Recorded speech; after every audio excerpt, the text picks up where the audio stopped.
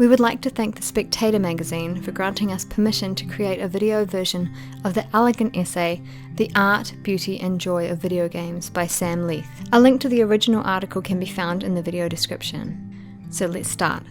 By day, I'm a mild-mannered book-world hanger-on. By night, I roar through the streets of Gotham in my heavily armed Batmobile, soar above it on the outstretched wings of my cape, and swoop down to bash multiple armed thugs into unconsciousness with a crunching series of fear takedowns. No, I know.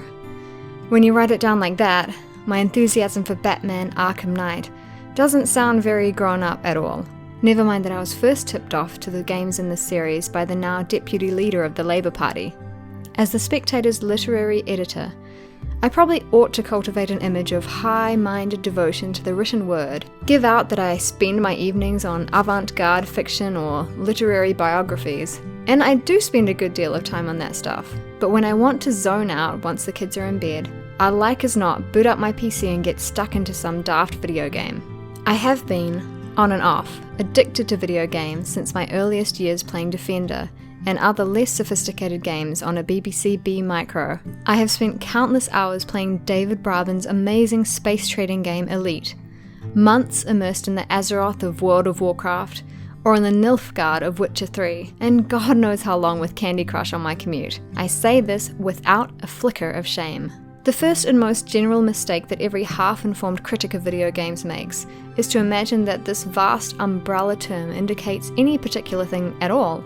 To imagine that they're violent or childish or don't tell stories or only tell stories, that they're isolating or that they're communal, that they're competitive or that they're pointless, that they're difficult or that they require no skill. Video games are vastly more diverse in form than cinema or television, and any art form that compasses Red Dead Redemption 2 and Pokemon Go, Monument Valley and Gran Turismo, Portal and Civilization, Zynga Poker, and Street Fighter 2 isn't so much an art form as a whole portfolio of them. Some games are puzzles, some games are sports, some games are narratives, some games are resource management simulators, some games are open-world invitations to exploration, and many games are combinations of several of the above, or something entirely else. Such respectable activities as chess or bridge can be, and are, video games. Almost every generalization comes with a qualification.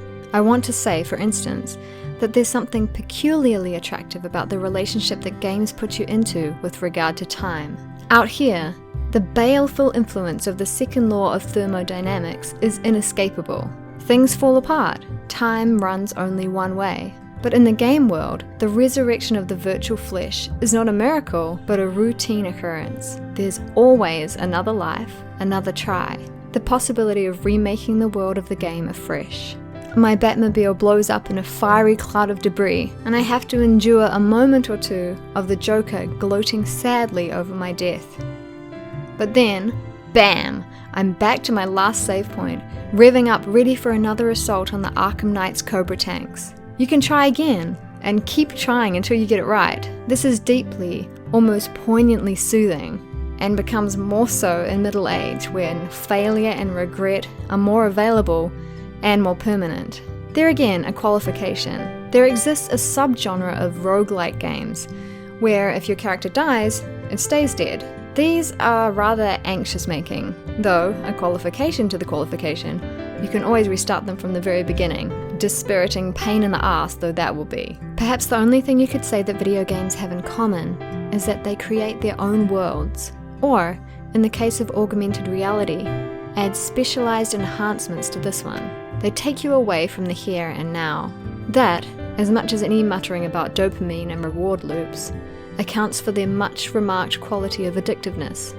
Taking you out of yourself is what drugs, alcohol, sexual or religious ecstasy, checking your emails and other addictive behaviors do too. Is this pointless? Well, possibly. But it's pointless in the same way meditation is pointless, and fine art is pointless, and playing or following sport is pointless.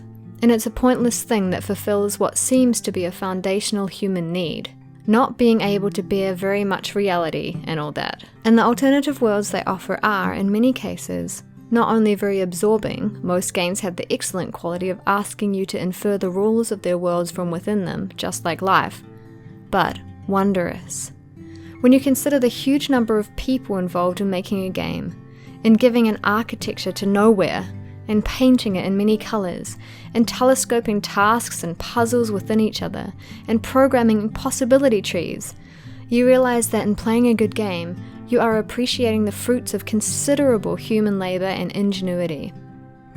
Are they, as some people worry, isolating? Well, yes and no, in the sense that you are privately communing with those creators, finding their in-jokes and Easter eggs, enjoying their plot twists, mastering their challenges, and admiring the fullness and sometimes beauty of the worlds they have created.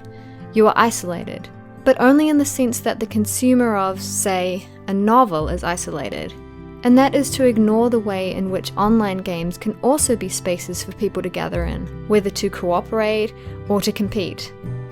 In massively multiplayer games where dozens of players at a time team up for concerted attacks on instances, you can find yourself developing friendly relationships with strangers on the other side of the world. You may worry that your children never socialise because they're perpetually playing Fortnite, but their like is not playing Fortnite with their friends and chattering just as actively through their headsets as you might have done while playing football or climbing trees. Also, overwhelmingly, people play games because, duh, they are fun to play. I approve of fun personally, and though admittedly they can be too much fun, after a vampiric 8-hour binge ends with the sun coming up, the self-reproach can make you feel like a victim of the entertainment in David Foster Wallace's Infinite Jest. The anxieties that attend them are no more than modern versions of the anxieties that have attended every new art form or technology, the written word, silent reading, novels, plays, etc. since the dawn of time. They offer food to the eyes, ears, brain, and thumbs, and we should celebrate our pleasure in them. To do otherwise is merely Philistine. Now, if you'll excuse me, I need to go and kick Harlequin's well-formed behind. Thank you, dear viewers, for watching. Don't forget to hit the like button and subscribe. I'm your host Elizabeth, and behind the computer screen is Hytham, and we wish you all the best. See you soon.